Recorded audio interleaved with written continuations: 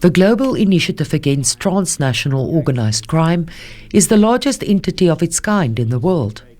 Also based in South Africa, it says initially there was reluctance to accept the extraordinary extent to which organised crime has grown.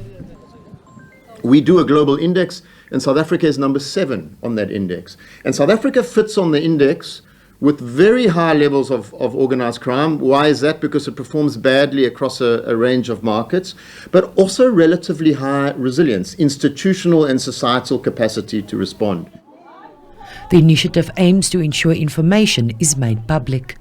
There are 6 main objectives, according to the initiative, that must be put in place to overcome the crisis. This includes decisive political will and a clear strategy, which it warns is currently not in place. The issue about different levels of government is not, and disputes, etc., between city, province, state and federal, is not just a South African phenomenon. It occurs everywhere. And this idea of all pulling together, using all the resources that we have. And in my own opinion, the Police Act was written in 1994 for a particular environment, and we should seriously consider how we can adapt to use all the resources that we can to do things differently. Western Cape Premier Alan Windey and the MEC for Police Oversight and Community Safety, Anru Mare, say a shortage of SAPS personnel has exacerbated the violent crime crisis in the province.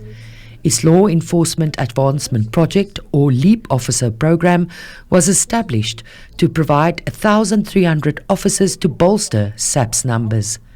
But the Premier says if he could immediately implement change, more well-trained and highly skilled police officers would be top of the list. If you do the analysis in that policing needs and priorities, you'll see the real crime hotspots has got less police officers to population than some of the areas that have got, less crime. Now that's unacceptable, and I would do that immediately. Then I think the next 2 things, and it's been mentioned here, it's about intelligence and detectives. I mean, we've got to get them in place.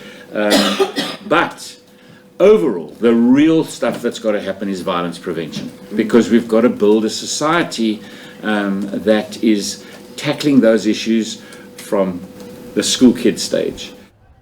Shaw says there is no silver bullet to fix the problem. Any decisive plan of action will take time. However, a proper intelligence system with sound information is vital to turn the tide. To build an intelligence system that works takes time. And in the interim, I'm afraid the solution is a bit reactive. You've got to dominate the space in which gangs are, and that means boots on the ground.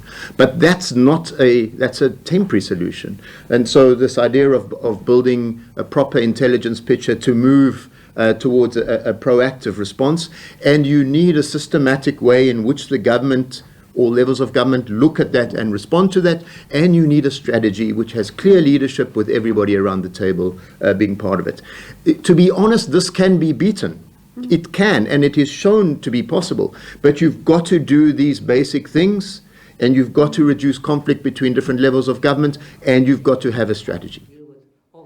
The Western Cape government leadership, as well as the City of Cape Town and other stakeholders, are expected to meet with the Acting Police Minister Firoz Kachalia behind closed doors on Thursday. Mariska Botha, SABC News, Cape Town.